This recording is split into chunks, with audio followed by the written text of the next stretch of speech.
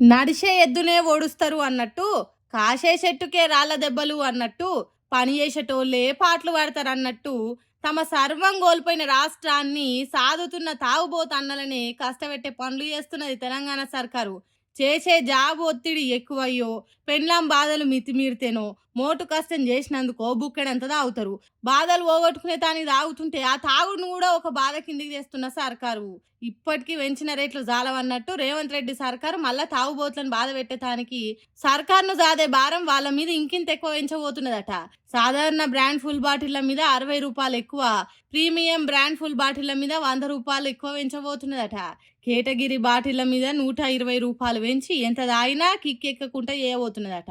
ఇంకా ఎన్నెన్ని సార్లు పెంచుతారు, ఎన్నెన్ని పథకాలు తాగుబోతుల పైసలతో నడుపుతారు, ఇంకా ఎంతకాలం తాగుబోతుల రక్త మాంసాలను దోసుకొని సర్కారులు నడిపిస్తారు. సర్కార్ దగ్గర పైసలు లేకుంటే మందుల ధరలు పెంచుడే, ఏదన్నా కొత్త పథకం తీసుకొస్తే రేట్లు పెంచుడే, మందు తయారు చేసే కంపెనీలకు లాభాలు రాకుంటే రేట్లు పెంచుడే. ఇట్లా ఏది జరిగినా మా మీదనే భారం మోపితే ఇక మేము ఎట్లా బతకాలి?